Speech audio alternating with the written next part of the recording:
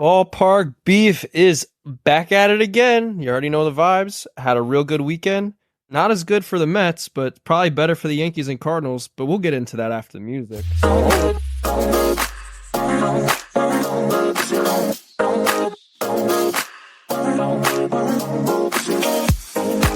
Ladies and gentlemen, boys and girls, we're back. We're back. We're back after a fantastic weekend. We celebrated my man Jimmy. We had a great time, and it was just awesome. I hope he enjoyed it. Me and Nick definitely enjoyed it, that's for sure. Nick, more than both of us, probably enjoyed it. I think the number was 46 and a half or something like that.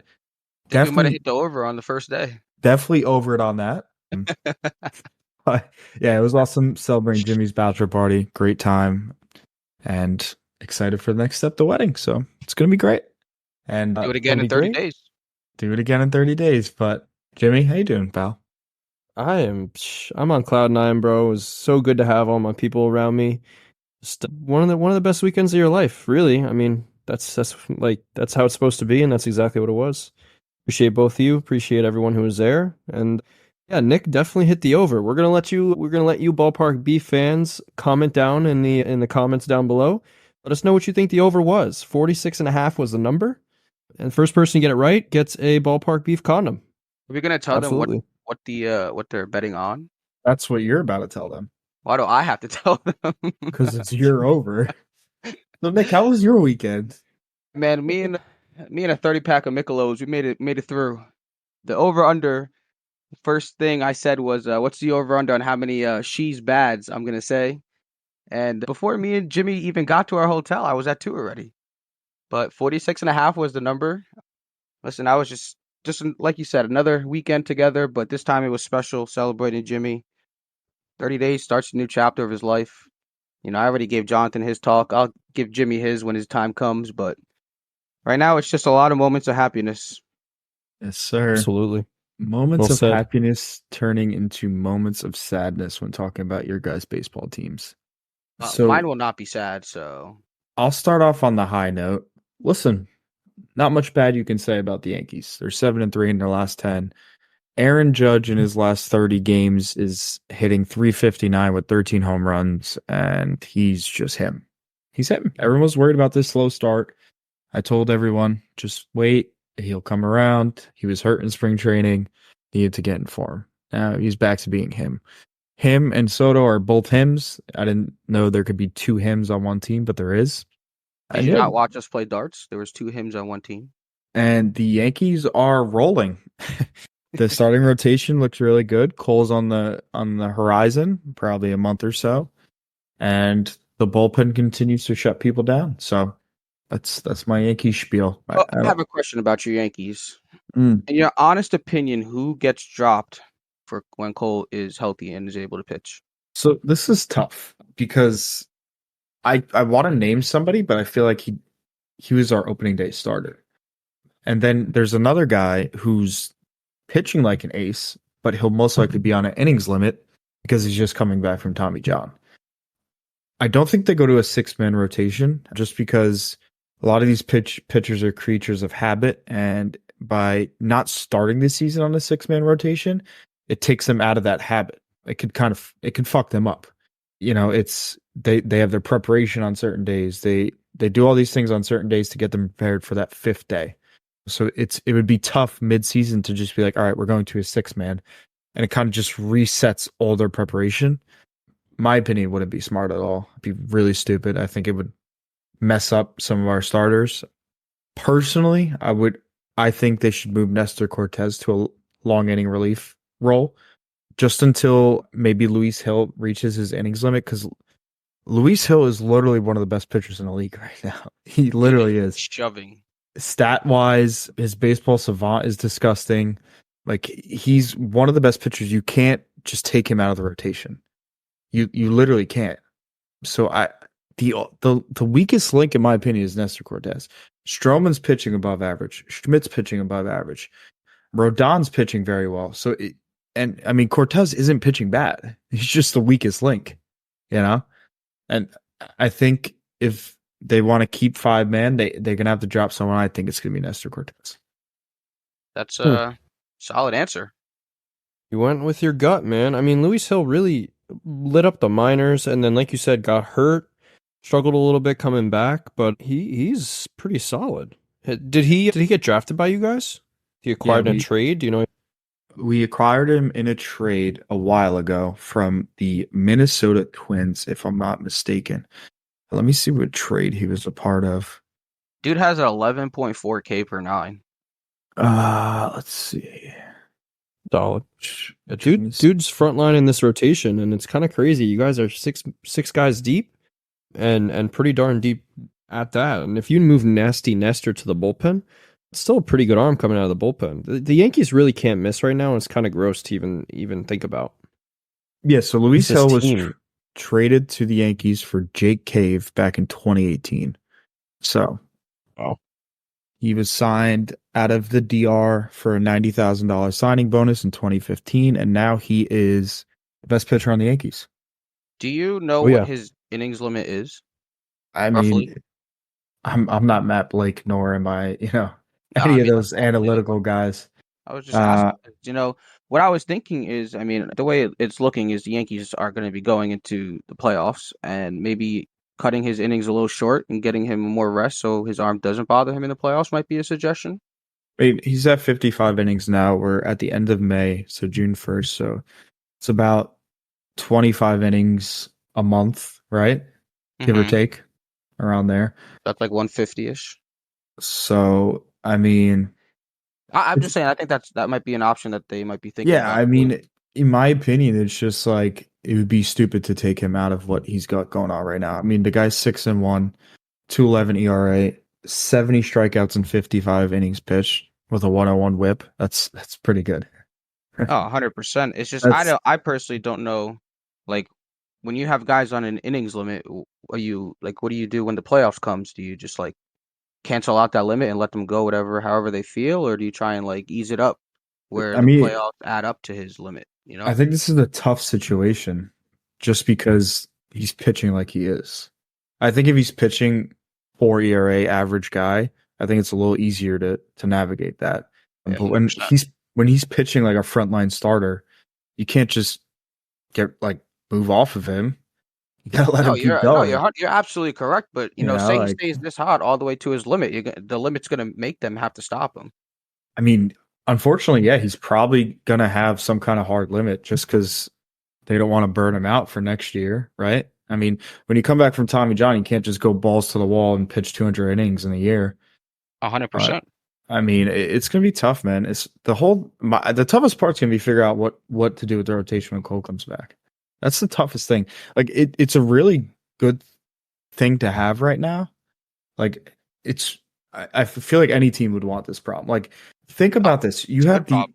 you have a top 5 rotation, and the Cy Young winner hasn't even pitched an inning yet. That's a great problem. So That's a fantastic problem. it's going to be interesting to see what happens. But Luis Hill, man, what a dog! Remember the name. Let's move on Well, don't to get me started with that song. let's move on to the Jonathan knows that second song. most exciting team of this Oh, yeah. podcast. We used to listen to remember the name montages for RuneScape. Bro, the song hits. So, the second best team of this podcast, 7-3 in the last 10, currently third in their division. They went on a heater, winning 3, 6, 10 in the 10 of their last 13 games, sweeping the Orioles. You're welcome for that, Jonathan. Got postponed, won 2 games against the Cubs, and in about 15-20 minutes, they'll be 1-1 with the Reds. I will say that Goldie's finally getting his act together after the slow start. Mesa Wynn's still a dog. Nolan Gorman finally got Dylan Carlson back.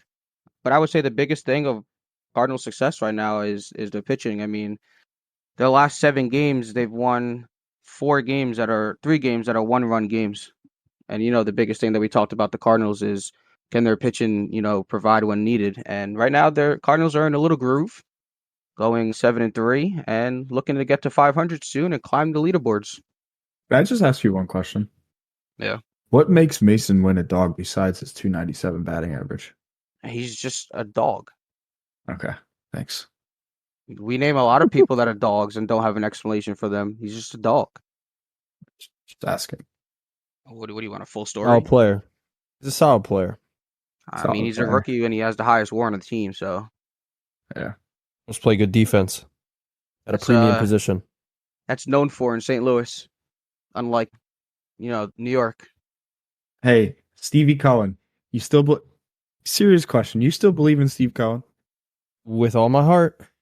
You still believe in David Stearns? With all my heart. Okay, so you're not off that yet. I'll let you speak now. I just need to know that. I gotta sleep at night, bro. Like I can't be worried about what they're doing. I have to be able to put my head down at night and just rest easy. I know, but it's got to be tough, man. Because I feel like a lot was not that Steve Cohen promised stuff, but you just expected more. Listen, we tried to buy a chip. We were in a position where we could not afford it. Well, we could afford it, but we didn't get there essentially. And once you have aging people on contracts that are probably a little overpriced, then you have this issue where you have to strip them off for some prospects, get them back, and get the young kids a chance and reset a little bit. Does it have to be a bigger reset? Potentially. But the more games we keep losing, the more my heart just starts breaking because we're going to have to trade Pete Alonso. He's got to go. I mean, if we're not in the playoffs, he has to go. And David Stearns, I think David Stearns took over this team and was like, yeah, we're not getting rid of Pete Alonso. Like, no shot. We're not listening to trades. But if we're out of contention and not able to field a team that's viably competing for a wild card, you have to look at yourself in the mirror and trade pieces that have value. And he has value. Sean Manaea will have value. Jose Quintana will have value. Luis Severino will have value. Pete Alonso will have value. Harrison Bader, JD Martinez, they all should go. If we're not in the playoffs, they got to go. I don't know where the young guys we're going to get. I don't know where the young guys we're going to get in return are going to play. But we've sucked. Our last 7, we've lost like 6 games of the last 7. We just got beat by the Dodgers in a heartbreaking game today. Francisco Lindor's coming around a little bit. Pete Alonso's hitting okay. JD Martinez is slumping. Brandon Nimmo's slumping. McNeil's looked like shit all year. Harrison Bader's doing well, and it's just the story. The core is mid at the wrong times. The bullpen held us up for the first 6 weeks. We went 500. They blew up, and we're 10 under 500 now. So that's just how it goes. I say one thing about Pete, and I know he's a Met. I think he should be a Met for life. As much as this kind of reminds me of the Roldis Chapman thing, right? So let's say he's traded to a contender. He's a free agent after the season. You get prospects, and then maybe you guys still resign him. It's very possible. I don't. It's a huge risk, but yeah, it's a huge risk because what happens is that team that's acquiring him doesn't want him for just that season. Yeah, they don't want him on his expiring deal. They're going to offer him a contract, and if he likes where he is, he's going to take it. If he likes the money, he's going to take it. And they're motivated as ever because they just gave up some farm pieces to get him. Yeah, no, fair. It's fair. I don't know, man. It's going to be tough for Mets fans to lose Pete Alonso. He's honestly you're basically one of your last really good homegrown guys who made a big name for himself. I'm not saying like a Nimmo or a McNeil aren't those guys, but Pete's the polar bear. Pete's a Derby champ. Pete's a home run champ of and for rookies. He's that guy. So it's tough, super tough. Left off a title though. He's also the home run champ in New York. He hit 63? Didn't need to stay ahead of Judge. Still ahead. Nick, did he hit 63 though? I'm pretty sure he didn't even touch the number 6. Okay. But had 46 one year. I think he had 52 in his rookie year. But yeah, needless to say, I was just throwing a 6 in there. I think that's going to be a super tough one for Mets fans. Super tough. Yeah, man, it sucks because maybe he did peak and maybe his career just goes down and maybe he's not worth whatever contract he gets. But at the end of the day, like David Wright wasn't worth the contract we gave him the last one, right? Because he was hurt and out for so long. Mm-hmm. But it's just what they mean to the team, and obviously you know very well what a player like that means to the team. So it's like Albert Pujols to St. Louis, it's Derek Jeter to New York, it's David Wright to the Mets, and sometimes you got to pass the torch. So I maybe mean, it's Mason Wynn for the Cardinals. Maybe it's, it is Aaron Judge for the Yankees now. So it's like, yeah. is Hey, it my guy is it came Pete? back, bro. Nothing wrong with your guy leaving and coming back. Unfortunately, I know, but mine that was did a it. farewell. Mine did it with a ring on his finger. Yours obviously won't, but Yeah, but Pujols is also a first ballot Hall of Famer. Like, come on. You can't compare Pete and I'm sorry, no offense, you can't compare Pete and Pujols. No, no. I mean, Pujols oh, came he back for a wasn't trying to. He farewell was just tour. yeah, he was just Yeah. trying to make a little statement. Yeah. But yeah, man, But it sucks, man. I feel for you as a sports fan who hasn't seen much winning as a Dolphins fan, but just got to fight through it, man. It'll get better. Got the Giants. What I mean, am I gonna do with them? better hope Malik Neighbors and Daniel Jones turn into the next Odell and Eli. I don't know. Oh, for real? After the season, I got 2 jerseys to buy. By the way, Okay. I got a Leak. Gotta get me a Leak jersey Mm-hmm. because my guy left, and I gotta get me a Mets jersey. But we'll have to see who's on the team. You get You me got a to get City a Connect for that. league you better get jersey a though. league jersey before the season starts. Yeah, you got to get a I league just jersey. don't know what number he is. Let's see. Isn't he He 9? was wearing 8. Or 9. He's wearing 9, but that's Graham Gano's number. I don't think he's gonna keep that. Number 9. It's subject to it says. change though. So once he locks it in, Yeah, you got to get a league jersey. sure. I hope he's a dog for you guys. I really do. You gonna be one of those fans that gets rid of the Saquon jersey? Nah, he can't. No. Love Saquon. Can I I'll tell you always keep that jersey. how mad I still am at Nick? Like, dude really just like played the shit out of me there. Truthfully, he took my guy. I wanted Hey. Leak. Hey, bro, I finally used my head for once. I wanted Leak, and you took Leak, brother. It's fucked up. Had a good draft. I mean, He did have a good draft, but that doesn't mean he's going to win it all. no. I got mean, a look, little as long as I do the got a right little thing, conspiracy. Ooh, I got a little conspiracy. conspiracy. Let's hear it. Yeah, I got a little tin hat action. without the Seriously? heart. So I have I said without the heart. tin cap. No, you said tin cap, and I said without the heart, like the Tin Man in Wizard of Oz. Oh yeah. No heart. I don't think Malik Neighbors likes the Giants. Really? I don't either. Really. I Makes think he me- doesn't. He's just said some things. He's deflected on Daniel Jones. I don't think he's happy about his quarterback situation. He said something bad about those retro Giants jerseys. He said, I don't know how I'm going to swag them out or something like that, to that effect in the comment. He said one other thing, but it just, to me, it feels like he's not happy with the situation. Damn. That sucks. I hate when that happens, like when you get the star guy that you're looking for and then he's, granted, like you deserve to be happy in your situation. I'm not saying that he should suck it up, but it just sucks to feel like we finally got a guy, but he can't stand anything about the team.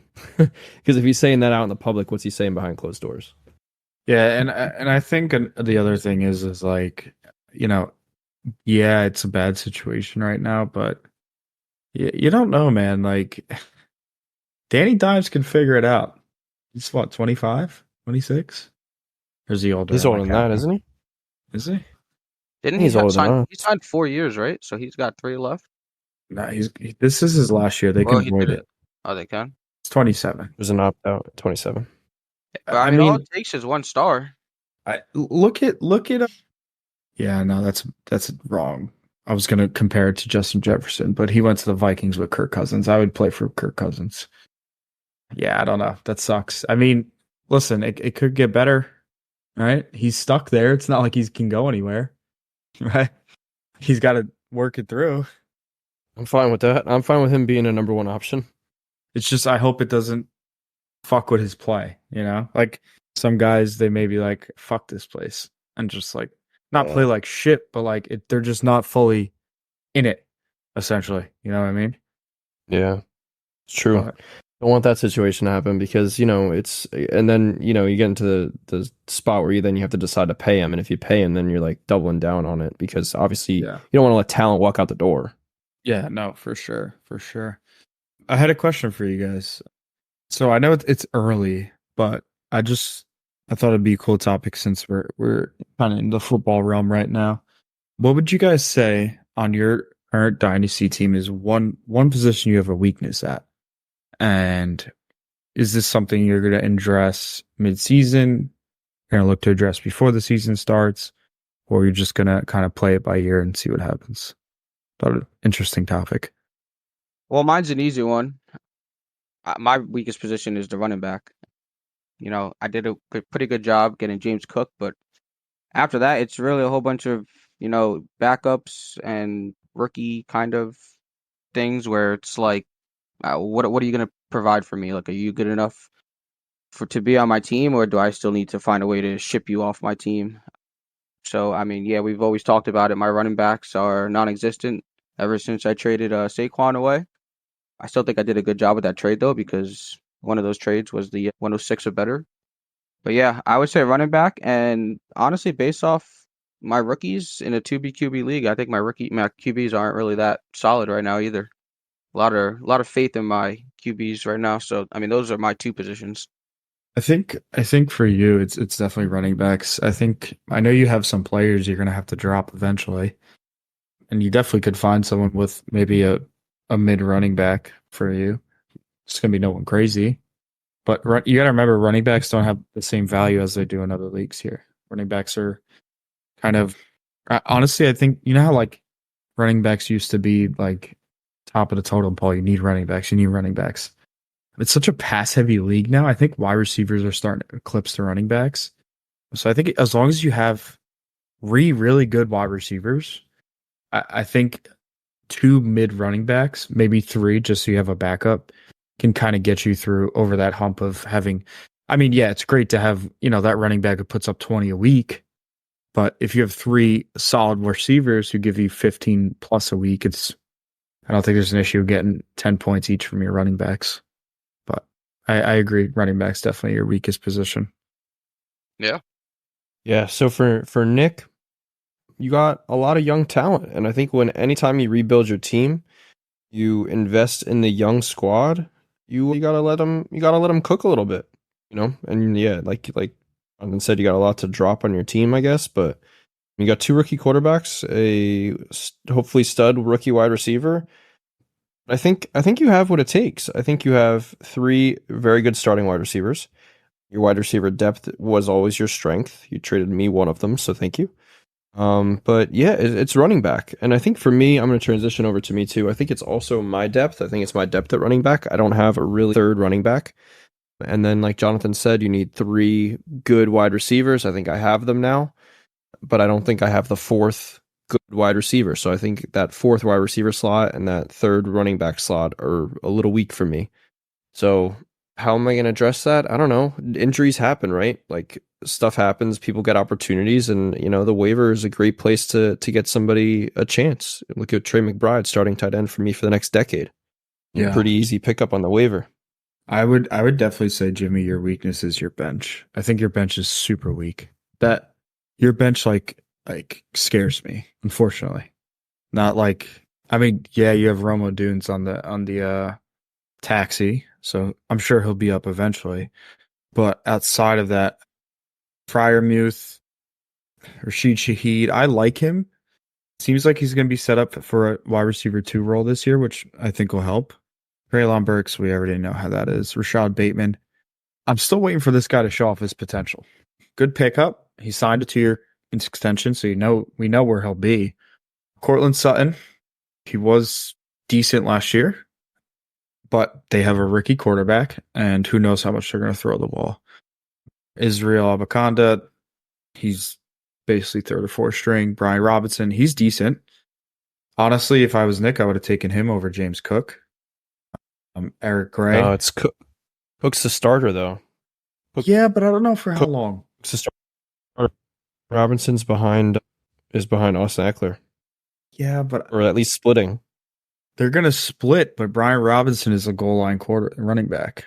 Austin Eckler is gonna be PPR guy, and Austin Eckler was kind of ass last year. We'll see. You may be right, just because what a rookie quarterback, you need guys for dump offs and stuff like that. But I mean, Brian Robinson was decent last year. And then, yeah, I think your bench is your problem. You definitely need to, if you're in the midst of, trying to compete for a playoff spot, you're definitely going to need to get some bench. That's your Yeah, biggest I thing. mean, your team is definitely scary when they're all healthy, but like Jonathan said, when they're on the bye and so you have two guys out, I think you just lose a lot of points because you don't have really anyone remotely close. Like you have CeeDee Lamb and Amon-Ra. When say they're out the same week, you're giving up almost 20, 30 points right there from not having, solid wide receivers on the bench. That's it. More like 50. Mhm. Well, you know what I mean, I mean, though. Yeah. I got four guys that can give me 80 every week. A Rich, Yeah. Purdy, Yeah, Amon-Ra, CD. That's an easy 80 every week. And if they're not in the lineup, it's slim pickings the rest of the it's a way. big damage. Yeah. I mean, yeah, like that's the only issue. Like I obviously never hope any of them get injured, but if one was to go down, okay, you have a Dunes. But then outside of that, it's like you're going to be plug and playing just, and hoping. So we'll see. I definitely think And it's you need. yeah, it's gonna happen, right? Like they're gonna go on buys. Luckily, my wide receivers are not on buys, my top two at the same time. Mm, But it's gonna happen. People are gonna get hurt, and that's just the way that fantasy goes. You have to be able yeah. to kind of roll with the punches. Yep. And I will move over to my team. I think my biggest need is wide receiver. I don't really have that tier one wide receiver, I would say. I would say Waddle and Flowers are tier two. I don't have that tier one guy. Like I think if I add a tier one guy, I think my team just becomes so much better. Also, I need Drake May to work out, but that's besides the point. But like even last year, I was winning games with CJ Stroud, my two running backs, and Zay Flowers and Waddle. So I think if I was to add an elite wide receiver or Drake May pans out, I think I'll be good. But I think wide receiver is my biggest need. That's why I did pick up Keenan Allen. I know he's nothing crazy, but before he got hurt last year, he was putting up crazy freaking numbers. I think he had 2 weeks where he put up like 40 points. Not saying he's going to do that with a rookie quarterback, but again, we shall see. Yeah, I definitely agree with you with the wide receivers. I also think that, like you said, we never assume anyone to get hurt, but your quarterback depth is not that great either. I mean, you do have a stud with CJ Stroud, and hopefully May works out, but you only have Aiden O'Donnell.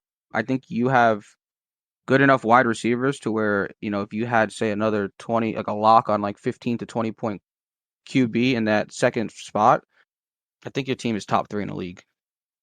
That's huge. And that'd be nice for a soft rebuild you did. Yeah, man, it was a soft rebuild. If you guys didn't know, new listeners, I essentially traded away Burrow and Swift last year for CJ Stroud, Zay Flowers, and a first for next year. So we'll see what that first comes out to be. But so far, CJ Stroud and Zay Flowers have worked out exponentially. So it's a good Yeah, thing. and honestly, you're chilling with the tight end. I mean, Cole Kmet is good. I think he's going to be really good with Caleb Williams. He's going to be a safety valve. I see him going into the top tight end status hopefully this year. I think he'll be used a bit better. I hope so. I mean, he had a great year last year. He was tight end 8 last year. He's tight end 7, tight end 8. I like Cole Kmet. He's 25. And then I have another young guy, Cade Otton, that I got for a third from Jimmy. So we'll see how he does. He's a young guy as well. So we'll see. It's your Jimmy's Who did I team. pick in that spot? Did I take Estime there?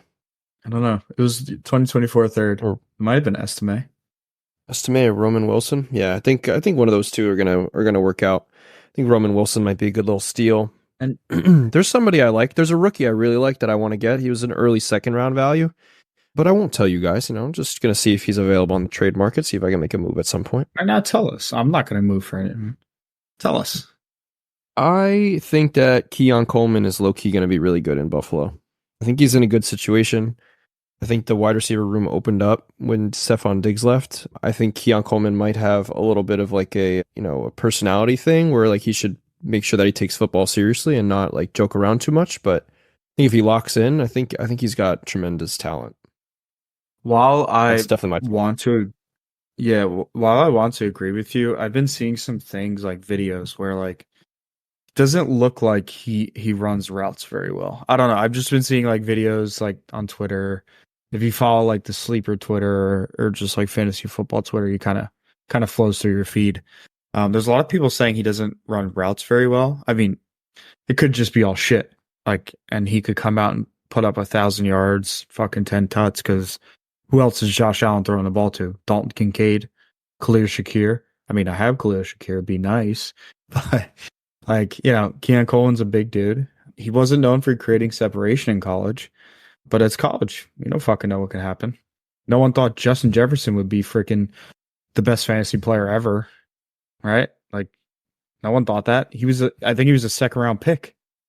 There was multiple receivers who went before him, and has one of the, in non super flex league, he has the most value. Like, you don't know. Don't Yeah, I mean, fucking know. look at Quentin Johnston. He was what, the third overall pick, number one wide receiver, and I don't think he was third overall. in the draft. Yeah, I don't think he was third No? overall. I No. saw something that he was like 3 or something. Maybe it was something else, but I mean, he was the number one wide receiver, and look what he did his rookie year. Yeah. So I mean, obviously everybody wants the best out of college, but sometimes you might not be the best out of college. And all my fantasy people out there, never underestimate waiver pickups, okay?